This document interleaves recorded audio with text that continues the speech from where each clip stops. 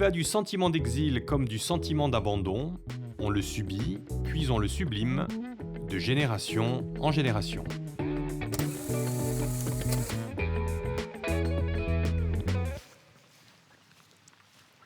C'est pas là que ça se passe, c'est là, regardez. Eh oui, c'est la famille. Oui, effectivement, c'est la famille. Alors, Ils sont fantastiques en grand comme ça. oui, Ouais, ils sont fantastiques en grand. Je suis ravie. parce que la famille, il y a vraiment les Fieschi. Hein. Fieschi de grand-père en petit-fils. Hein. On va commencer avec lui, avec Nicolas, le Tout à fait. patriarche. Tout à fait. Alors le patriarche, que moi j'ai jamais connu, qui était donc le grand-père de mon père, et qui lui était directeur de la Villa Borghese à Rome, mais qui avait quitté la Corse, qui avait quitté Pila Canal. Donc c'est lui en fait qui a quitté la Corse. Pourquoi Voilà. il quitte la Corse, lui, Nicolas? Alors, d'après ce que j'ai compris, c'était une histoire de village, quoi. Mais Euh, encore. Il y a eu des embrouilles. Ouais, il a fallu qu'il parte.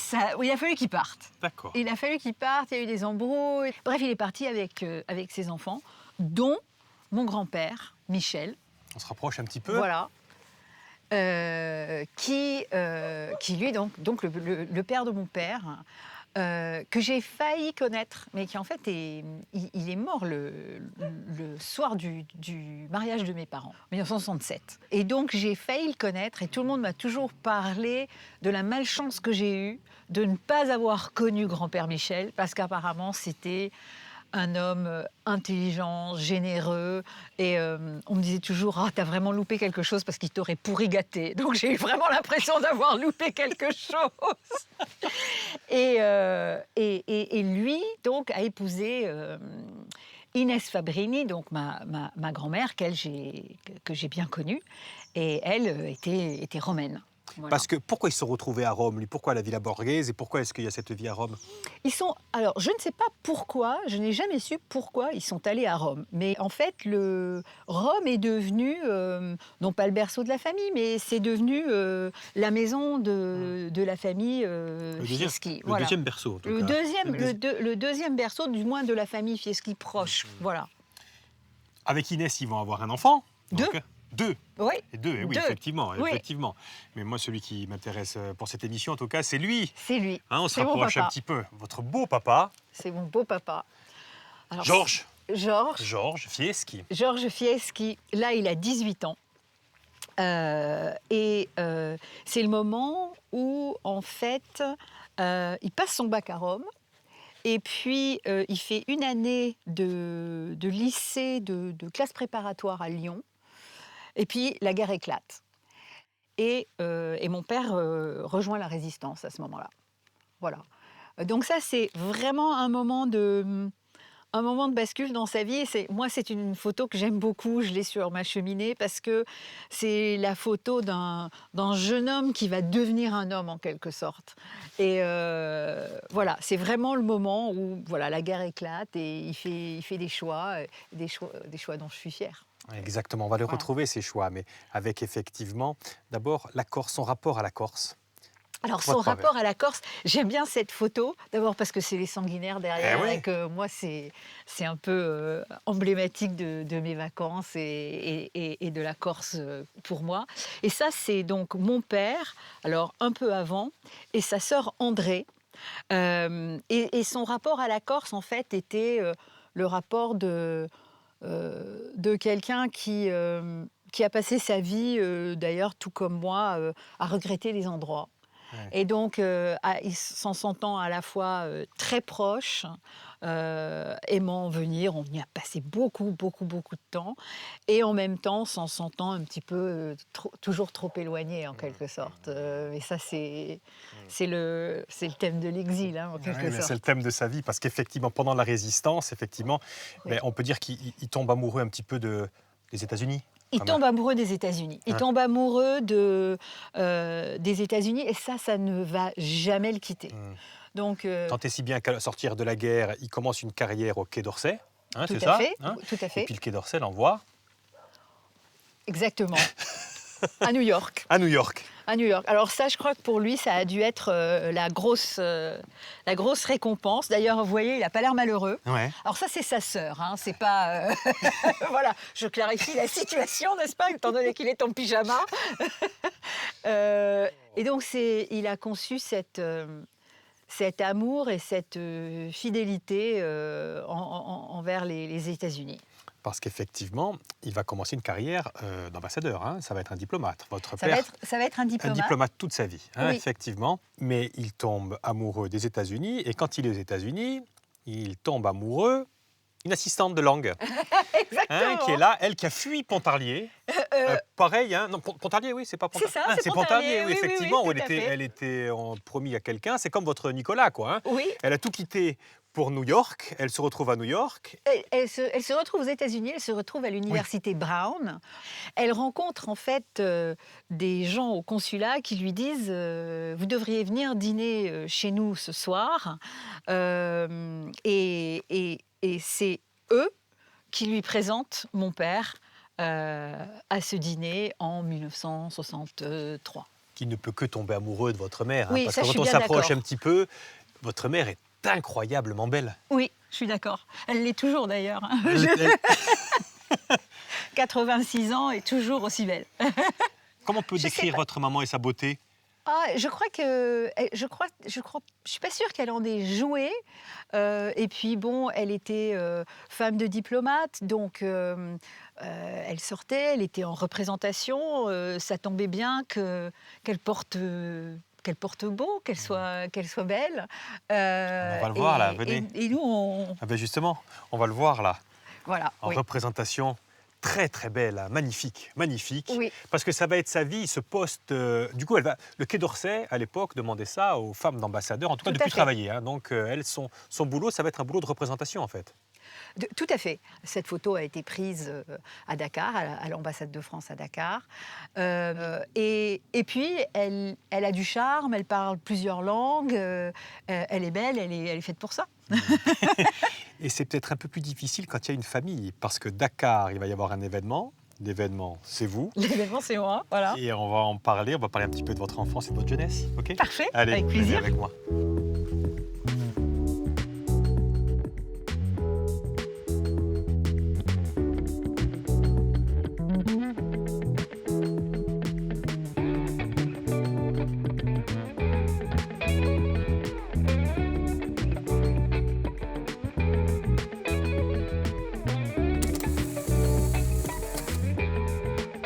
Comme annoncé, hein, Catherine. Oui, Dakar. Dakar. Dakar où vous naissez. Exactement.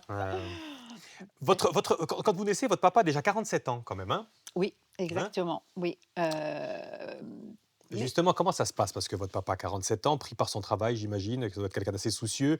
Votre maman resplendissante. Je le disais, la vie d'ambassadeur à deux, c'est bien, mais y a-t-il, enfin la question est âpre, mais beaucoup de place pour les enfants avec votre sœur Oui, alors c'est une vie qui s'organise peut-être autrement. Encore, il y a de la place pour la famille, pour les enfants. Et puis la famille de France, d'Italie, eux, ils viennent nous voir aussi. Mais tiens, l'Italie, justement, on va la retrouver, parce qu'effectivement, après Dakar, votre papa, on le retrouve. Exactement. Et là, on est à Turin. Alors, changement de décor, n'est-ce pas, hein, entre le Sénégal et l'Italie du Nord au début des années 70. C'est les années de plomb en Italie. Donc, ce sont des années politiquement difficiles.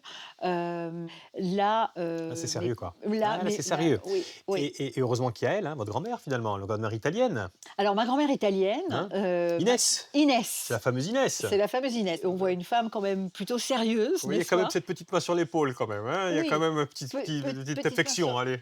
Mais c'était le genre de grand-mère qui, plutôt que de t'offrir un jouet, te disant je préfère t'offrir ton manteau d'hiver. D'accord. À 6 ans, surtout, quand vous dites heureusement qu'il y a elle, moi je croyais que vous alliez parler de ma sœur. Voilà. Parce que vraiment, heureusement qu'il y a elle. Eh ben Voilà. justement, parce qu'avec votre sœur, ouais, on va y venir avec votre sœur. Elle est là, Oui. effectivement, toute gentille. Oui, Parce qu'après, effectivement, les années de plomb à Turin, les années grises à Turin, c'est une ville assez austère, effectivement, en Turin, oui, eh bien, on retrouve là. voilà. Et ça, donc ça, c'est le déménagement Chicago. Chicago. Et on quitte l'Italie, le cœur brisé, de quitter, moi, de quitter mes amis, voilà. Et je dirais qu'en 24 heures chrono, on a été conquise par, par les États-Unis. Et je parlais de votre sœur, effectivement, parce que là, avec votre sœur, vous vous faites un serment. Oui. C'est que on ne quittera jamais les Les États-Unis. On États-Unis. fera toujours notre vie ici, hein, Oui. hein. Ah Et bah, les... Ouais. on s'était réveillé le premier matin, Ouais. à 6 heures du matin, il y avait Bugs Bunny à la télé, on avait le choix de 25 types de céréales Kellogg, il y avait des moquettes épaisses comme ça, et on se disait: «Bah, finalement l'Italie c'était bien, mais ici c'est mieux». C'est mieux, sauf qu'à 13 ans, Catherine. Oui, On se retrouve là. on se retrouve là. Hein, Oui, on vous retrouve là, encore une fois en Italie, on se retrouve en Italie. pour passer votre bac. Hein. Voilà, j'ai fait ma terminale à Milan. Alors, repleurs, pourquoi quitter mes amis, Hmm. pourquoi est-ce que vous m'emmenez loin, etc., etc. Mais on est allé à Milan et moi, effectivement, j'y ai passé mon bac. Mais il y a ça qui se passe à ce moment-là. Au même moment, hein, peu de temps, c'est ben, votre papa qui... Mon père, voilà, mon père tombe malade durant mon année de terminale à Milan. Et en fait, pendant que je suis en prépa à Paris, eh bien, il meurt en 1986. Et donc, bah, ça remet un petit peu les cartes à plat. Ma mère et ma sœur quittent Milan, évidemment. Elle se réinstalle à Paris. Et moi, Avant de venir avec vous, j'aimerais revenir un petit peu sur votre papa bien parce que sûr, on en a parlé un petit peu subrepticement tout à l'heure. Mais votre papa, quand il meurt, il est à quelques mois de la retraite. Hein, oui, et à ce moment-là, il ne sait toujours pas où il va aller ah oui, vivre, votre papa. S'il va retourner en Corse, s'il va rester en Italie, s'il va aller vivre dans le pays rêvé aux États-Unis. Ça, c'est quelque chose de son caractère que j'aimerais que vous en parliez parce que ça va déteindre sur vous, en fait. tout à fait. Alors ça, cette espèce d'exil permanent, de nostalgie pour l'ailleurs. C'est-à-dire on est souvent, mon père était souvent dans des endroits qu'il aimait beaucoup, mais ça n'empêchait pas que ailleurs lui manquait. Les odeurs de la Corse, le bruit des États-Unis, les cinémas de Paris, la douceur de Rome. Et c'est vrai qu'à la fin de sa vie, il était toujours très indécis à propos de là où il allait prendre sa retraite. Alors, il avait des velléités. Et d'ailleurs, quand il est mort, on a découvert qu'il aurait voulu être enterré en Corse, à Pilacanal. Mais comme il avait rien prévu, bon, ça ne s'est pas fait comme ça. Et puis, il pensait encore, avant ça, qu'il prendrait peut-être sa retraite aux États-Unis, comme Mhm. vous le disiez, ou peut-être habiter Paris, ou peut-être habiter Rome. Et en fait, il n'a jamais eu l'occasion de trancher, en Mhm. quelque sorte. Mais c'est vrai que je me retrouve dans ces hésitations. Complètement, on va le découvrir. Parce que là, à ce moment-là, justement, vous avez 17 ans, et à 17 ans, on a la vie devant soi, Mm. et surtout, vous avez un amoureux Oui, à l'époque. Hein. Il y a ça aussi qui est oui, plus fort que tout. Hein. C'est oui. un Milanais, c'est ça? Enfin, il a plusieurs... Ah non, non, non. Alors lui, on s'est connus à Milan, mais lui, il était Ah, gréco-canadien. tout Voilà. est compliqué. Voilà, gréco-canadien. Père diplomate aussi. Eh Voilà, oui, eh oui, eh oui. voilà, voilà. Et puis surtout, il a un truc, c'est que lui, il part quelque part pour faire ses Alors, études. voilà. Alors lui, moi j'avais un père qui disait non, tu ne feras pas tes études en Italie, tu iras les faire ailleurs. Et lui avait un père qui lui disait, toi tu vas aller faire tes études au Canada. Euh, et donc, bon, on a Et donc, été voilà, séparés pendant 1 an. Et puis, bah, j'ai fait ce qu'il a fallu faire. Et de toute façon, j'étais vraiment pas convaincue par l'idée de me réinsérer ou de m'insérer dans un système universitaire français, que ce soit l'université ou les grandes écoles. Et donc je me suis dit: «Mais finalement, voilà, je vais partir à Montréal». Oui. Oui. Et vous allez commencer, enfin, vous allez faire d'abord un mémoire sur Margaret Thatcher, c'est Oh ça? oui, alors Hein? Des études de quoi vous faites je d'ailleurs? fais des études de sciences politiques Mmh. à McGill. J'ai commencé à me passionner un peu pour tout ce qui était les formes de populisme, autoritarisme autour de Margaret Thatcher. Et puis, Et puis vous et allez puis encore plus ensuite, loin, puis vous allez encore plus loin voilà, parce que voilà. Et puis ensuite, eh bien, je commence une thèse. un doctorat Mmh. Mmh. aussi à McGill, où j'ai effectivement, alors là, j'ai vraiment travaillé sur l'extrême droite et en particulier l'extrême droite en France. Exactement. Pourquoi? Qu'est-ce qui vous prend de travailler sur, l'extrême droite en France? Parce qu'avec votre thèse, vous travaillez vraiment sur, vous montrez que la 5e République, est vraiment un régime qui est bon pour que l'extrême droite arrive au pouvoir. Mais oui, la thèse, c'était que, on nous rabâchait en permanence que, l'extrême droite et la 5e République, c'était anathème en quelque sorte, incompatible, impensable. Et moi, effectivement, ma thèse, était simplement de dire que finalement la 5e République avait des institutions, notamment une personnalisation de l'exécutif autour de la figure présidentielle, et certaines dynamiques électorales, institutionnelles qui vont avec, qui font que finalement, ça favorise pas forcément l'extrême droite, mais en tout cas, les populismes. Et Voilà. effectivement, et cette focalisation sur la France, vous la commencez au Canada et vous la finissez en Angleterre parce que votre thèse, vous allez la finir à l'université de Alors, à l'université à à Birmingham, Birmingham, voilà. effectivement. Et à Birmingham, vous allez, vous marier, vous allez vivre. C'est pour la raison pour laquelle j'ai mis les deux passeports, hein. Il y a Canada et Union, il y a la République française et puis vous allez avoir aussi la nationalité anglaise, Voilà, hein. et le certificat de naturalisation pour la citoyenneté britannique. Vous allez vous retrouver dans cette vie de Oui, prof d'université et il va y avoir un déclic, qui va vous emmener ailleurs et ce déclic, on va pas le voir là, non. on va prendre l'air. Très bien, allons-y.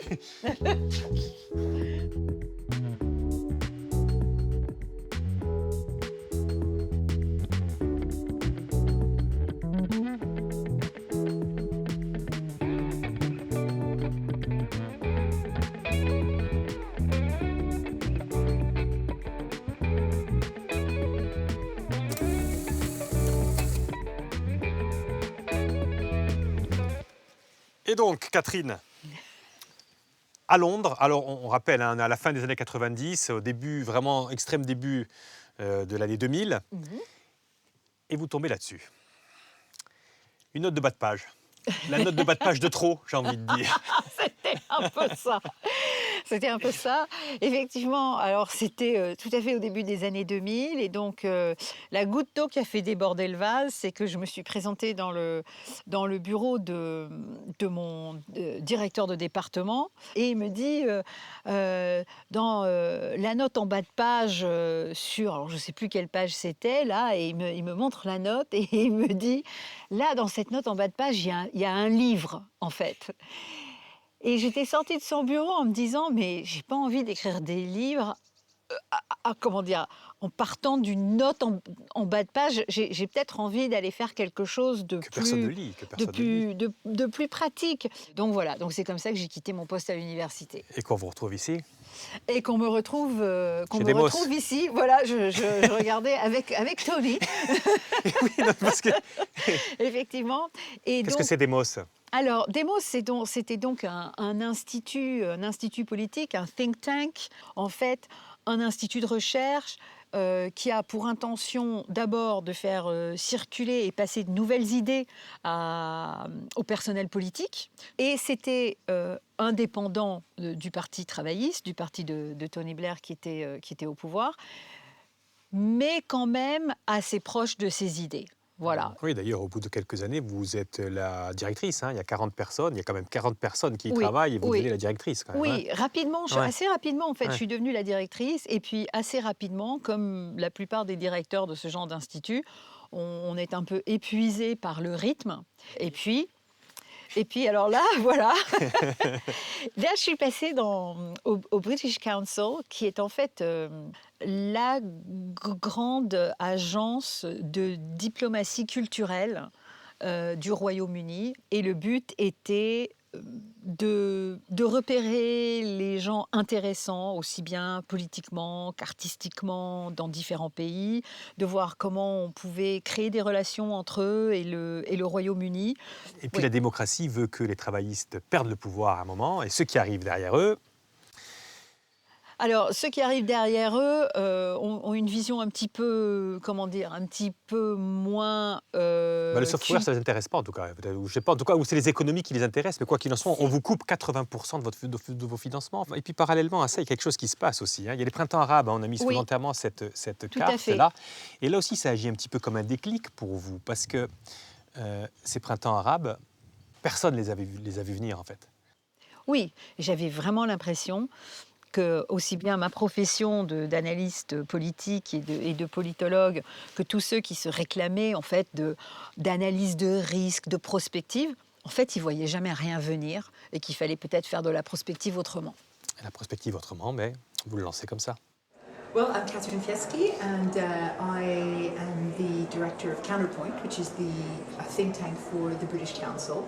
I participated today in the European Culture Forum on a specific session about major international partners, but actually what the session really focused on, in terms of what I'd been asked to talk about. Counterpoint. Alors je le dis certainement pas avec le même accent que vous, mais c'est votre bébé en tout cas. C'est en tout cas c'est un petit peu mon enfant. C'était une toute petite unité au sein du British Council, et quand j'ai vu que le British Council était en quelque sorte en train de changer irrémédiablement et pas en bien, je leur ai dit écoutez, moi je peux prendre cette petite unité et je vais en faire une start-up. Et donc je suis partie avec. Parce que j'ai voulu créer un autre type d'analyse politique qui tenait compte de deux choses. Qui tenait compte d'abord du fait qu'on vivait dans un monde où de plus en plus les publics avaient leur mot à dire, qu'on le veuille ou non, à travers les réseaux sociaux. Et que donc, fondamentalement, le pouvoir était en train de changer, qu'on ne pouvait pas simplement se focaliser uniquement sur les grandes figures de la politique pour savoir ce qui allait se passer le lendemain, qu'il fallait regarder, comme nous l'avaient montré les printemps arabes, ce qui se passait dans les rues, dans les cafés, dans les universités, etc. etc. Et que de plus en plus, on se rendait compte... Et on s'en était rendu compte, par exemple, aussi en 2016, on s'en est rendu compte avec le Brexit, qu'on croyait penser que finalement on était tous plus ou moins européens, et puis il y avait des gens qui faisaient des choix très différents. On croyait connaître les États-Unis, et puis en 2016, ils font un choix qui nous dépasse et qu'ils ont refait. Et donc, en fait, d'essayer de dire, mais quels sont les différents éléments culturels de nouvelles formes de mobilisation qui alimentent ces mouvements et qui alimentent ces transformations. Et donc, Counterpoint, c'était fait pour ça. C'était fait pour ça va durer quelques temps. Et puis, vous l'avez dit, le mot, l'atmosphère change aussi au Royaume-Uni. Il y a le Brexit. Oui. Et justement, vous revenez en France, et c'est vraiment beaucoup plus loin que vous l'imaginiez, la France. C'est vrai. C'est un monde qui vous sépare de la France quand vous revenez à ce moment-là, Catherine. Je vois que vous avez vraiment mis en exergue toute la symbolique de cette année du retour en 2021. Alors, je n'étais pas persuadée qu'on m'attendait, mais je ne m'imaginais pas à quel point on ne m'attendait pas, peut-être. Oui, c'est un petit peu plus complexe. Ça n'aide pas d'être une femme qui a la cinquantaine. On fait quand même bien comprendre que, on vous le dit, vous êtes trop vieille. Donc, voilà, un peu une douche froide, mais qui s'est réchauffée. Et oui, exactement, parce que vous en voulez, effectivement. Et ça se manifeste comme ça, justement. Voilà. Vous proposez votre plume à l'Express, vous faites en sorte de vous recréer un réseau, de montrer que vous avez les compétences, ça c'est intéressant, ces papiers. Et il y a celui-ci qui m'intéresse, moi justement, c'est sur Jean-Luc Mélenchon, des dégâts du populisme de gauche, parce qu'on a vu que votre thèse était sur le populisme. Il y a un populisme de gauche aussi. Oui, tout à fait. Et moi, j'ai beaucoup plus travaillé sur les populismes de droite, mais j'ai tendance à dire qu'il n'y a pas de bon populisme. Et comme j'ai plutôt tendance, moi, à être à gauche, je fais souvent partie de conversations où on m'explique que le populisme de droite, c'est pas bien, mais que le populisme de gauche, on peut vivre avec. Or, le populisme de gauche aussi fait des dégâts et surtout contribue à une polarisation de la société, à faire de l'autre toujours, non pas son opposant, mais son ennemi, et à créer ce genre de dynamique politique. Eh bien, on favorise les extrêmes d'un côté comme de l'autre. Voilà. Exactement. Et les extrêmes, d'ailleurs, vous l'aviez vu venir, vous, cette référence au peuple qu'il y a partout maintenant, hein, le peuple de gauche, le peuple blanc, ce peuple corse, tout le monde ne parle plus que de peuple, en fait. Vous l'aviez vu venir, c'est nouveau, ça, vous, en tant qu'analyste politique? Je ne crois pas que ce soit si nouveau, et c'est un peu pour ça d'ailleurs que les études sur Margaret Thatcher et ma thèse, mon mémoire de maîtrise sur Margaret Thatcher avait été en fait un bon point de départ pour l'analyse de tout ça, parce qu'elle a été parmi les premières vraiment à invoquer cette notion du peuple, et qui est une notion qui est à la fois tout à fait compréhensible, mais qui, en faisant disparaître en quelque sorte la notion d'une citoyenneté légale, crée un peuple qui n'est finalement qu'une histoire de reconnaissance et d'entre-soi. Parce que finalement, le peuple, c'est qui ? Eh bien, c'est ce que moi je désigne comme étant le peuple de France. Alors je décide qu'ils sont comme ci, comme ça, qu'elles sont comme ci, comme ça. Et il y a une reconnaissance en soi qui ne repose pas sur la loi. Donc il ne repose pas sur la citoyenneté. Et finalement, on peut lui faire dire n'importe quoi à ce concept. Et c'est grâce à ce concept de peuple que finalement, on arrive à exclure les populations qu'on n'a pas envie d'inclure dans cette notion, au-delà du fait qu'ils aient ou elles aient un passeport français, une carte de séjour, ou ne se comportent pas comme on voudrait, n'est-ce pas, que le vrai peuple se comporte. C'est ce qui polarise tout, en fait. En fait, c'est ce qui polarise tout. C'est ce qui polarise tout, et parce que c'est ce qui permet d'exclure au gré des préférences qui n'ont aucune réalité légale. On terminera avec cette photo ô combien symbolique, Catherine. C'est votre papa. Oui.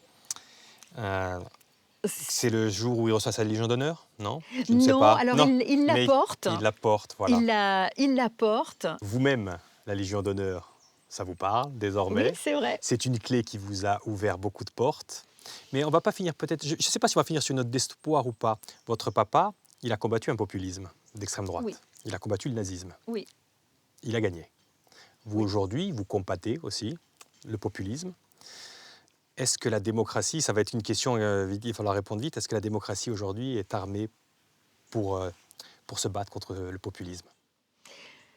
Je crois que la démocratie, elle est jamais armée pour se battre contre le populisme, parce que la démocratie, dans toute démocratie, il y a du populisme.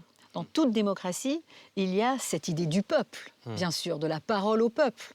C'est pour ça que c'est si difficile à combattre. C'est que le populisme, il fait partie intrinsèque de la démocratie. Donc c'est comme un parasite, en quelque sorte, dont on ne peut pas se débarrasser. Mais par contre, je pense que si on veut bien s'en donner les moyens, on a le talent, on a les engagements et on a les gens qu'il faut pour se battre. Maintenant, c'est à nous de choisir nos armes. C'est beau de la fin, là. Allez, venez à côté de moi, il est très beau. Avec un sourire en plus. Allez, la dernière photo, c'est moi qui la prends. Ça a été un plaisir de vous écouter, Catherine. Et ça a été un plaisir de venir. Vous ne restez pas trop en Corse, mais vous revenez de temps à autre quand même. Je reviens très régulièrement, le plus souvent possible. Et allez profiter un petit peu de Paris maintenant que, oui. Maintenant que vous êtes à l'aise. Merci beaucoup. À bientôt, Catherine. Merci. Ciao.